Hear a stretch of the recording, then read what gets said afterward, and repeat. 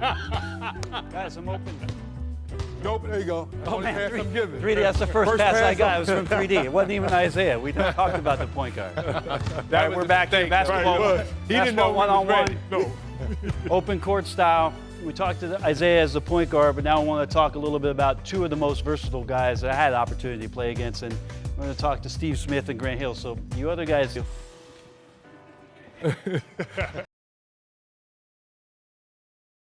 I can't believe I just sent Shaq off the court. All right.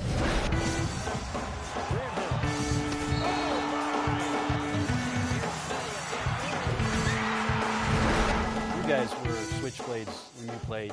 I just want to ask the both of you, who is it today that you watch that's able to switch between those positions, do it seamlessly, and affect the game in a positive way? Well, I think there's a lot of guys. I mean, I think obviously LeBron James comes to mind. He's probably the most versatile, most dominant player in the game today. Can do it on both sides of the ball, can be a point guard, can post up now, can shoot from the perimeter.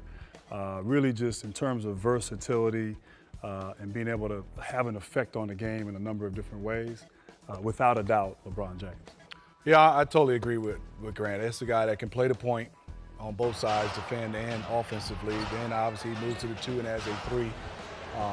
Very good with the basketball, but pretty good like the old days, getting out and filling that lane and running the court without the basketball and making himself a threat without the basketball. I think so many young guys right now at all positions, if they don't have that basketball in their hand, they lose on how to play the game. They're stuck. They stand around.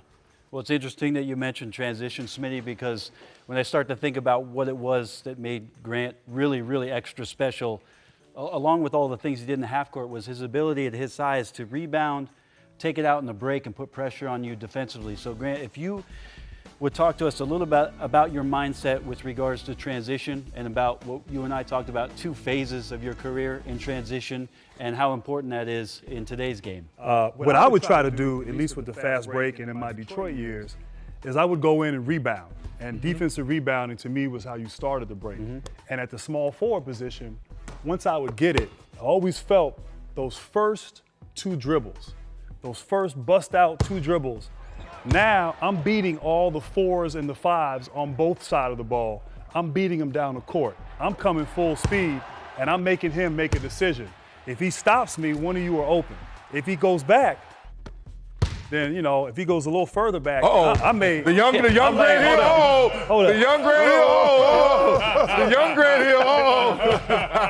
But it's all about attacking him and making him make a decision. And if I got 3D over there, I know he's going to knock it in. Well, let's talk. Go ahead, Let me ask a question. The part, you know, we play against each other so much in the playoffs. What was your mindset? We will always try to push you out, but when you caught it, all of us started to back up because even though we knew you were going to the cup, there was nothing we could do. And I thought your best thing for you is you never turned your back. I was always taught if a guy, if you can make him turn his back, you have him. You never turned your back. And just talk about me. What did you look for? What did you see? Maybe I can go back in that tape and look at it. Well, a couple things. One, in college, I used to watch the big guys, Magic, and they would dribble like this. Right. And actually the summer after my senior year in college, Quinn Snyder, who was head coach in the NBA, said, look, you don't have to, you can play like a guard. You can dance, you can go through your leg crossover, so do that. And so when I would get the ball, everyone would back off because I wasn't a great shooter. But as a slasher, that's what I wanted. Because now I'm going downhill. Now I'm coming to you. I'm coming at you now and making you make a decision. And that's what I wanted. Because I'm coming at you and that was it. There it is. You see that, Z? Yeah. Well, what's fascinating is, to Smitty's point, you were a north-south guy, and the remarkable thing is that you could do those things at full speed, and I don't think a lot of guys really could pick up on doing that at the speeds that you were coming at, you know, being able to watch a guy's feet, pick an angle, and be at an advantage. I must confess, I did carry a little bit every once in a while. And so what I would do, if I come at Smitty and I get to here, now I'm going to see what he's going to do.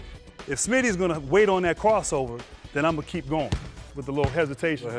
But if Smitty like leans a little bit, then I'm going this way. And also, I used to do this a lot. I'd grab his arm, and that was big. Just a little touch. Grab his arm, throw him off balance. and Do you be see able how to get by. excited Steve Smith is that you just said you grabbed the guy's arm?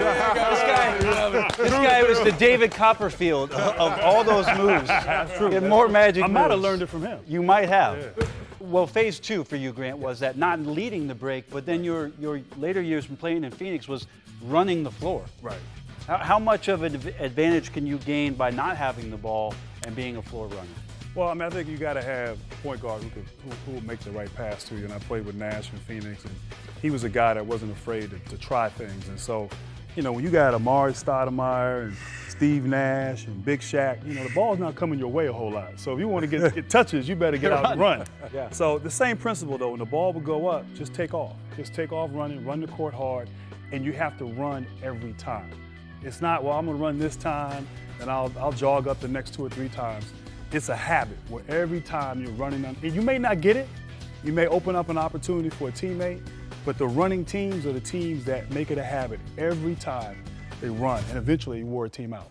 The one thing I would love for you to break down, Smitty, is the 1-2 pick and roll, the vaunted 1-2 pick and roll, you and Mookie, where you guys would just absolutely demolish guys who are not like size with you, put you down in the block, take advantage of that.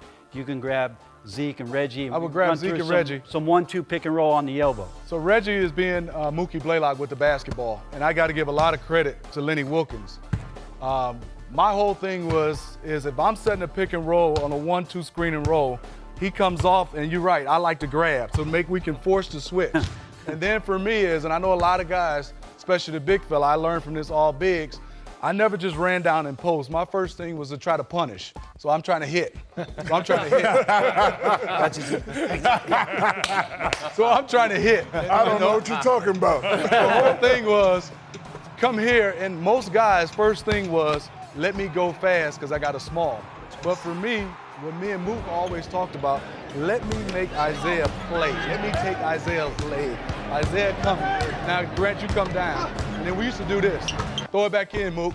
Make Isaiah play so I can wear him down. And then obviously, with Mookie being there, when you decide to commit, I throw it to Mook for a shot. First down. Traveling. Isaiah just went into Coach Van Gundy defense. What are you doing, But Isaiah? for me and Mook was to wear down this point guard. And also, we ran 2-1 pick and rolls the same exact way. So we come off pick and roll, you were really never taught how to play pick and roll defensively as a point guard. Maybe you, but most point guards, Zeke, I come off, he never helped. So, yeah. They got his. Yeah, So they that- got mine. I don't see a lot of 2-1 pick and rolls anymore because most of it, he doesn't know how to show.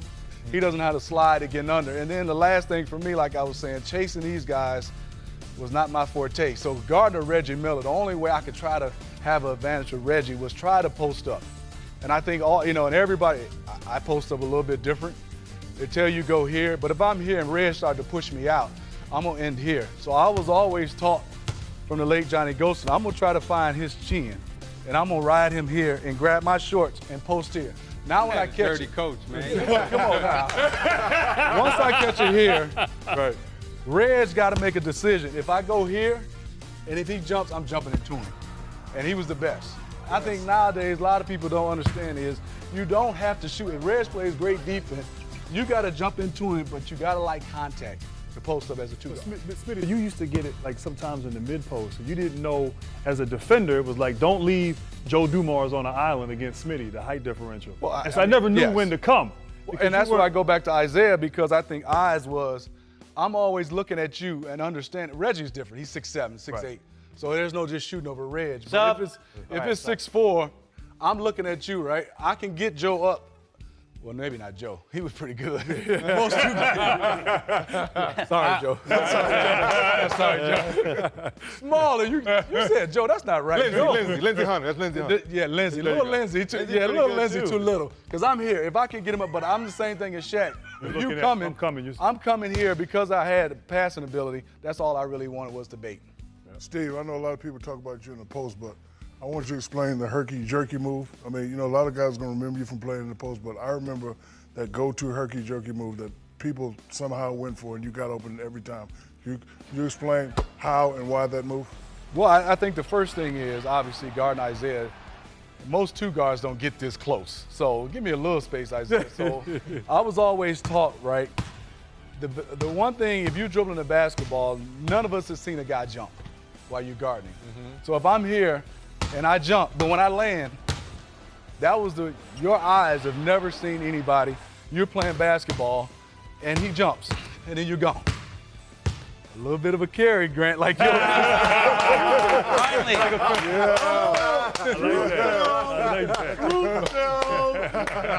Finally, Steve Smith admits the secret to the Smitty. It's illegal. It's illegal. All right, we're going to try to catch up with some of the game's best shooters and talk about working off screens and spotting up when we come back. Jack, Smitty. Yeah, you got it now. You gotta bring it out. And you want to act like you're getting held when really you're doing the holding. So you're like, ref. So I put my hands up, ref. So all what I'm really trying to do is set up Smitty to get him off balance.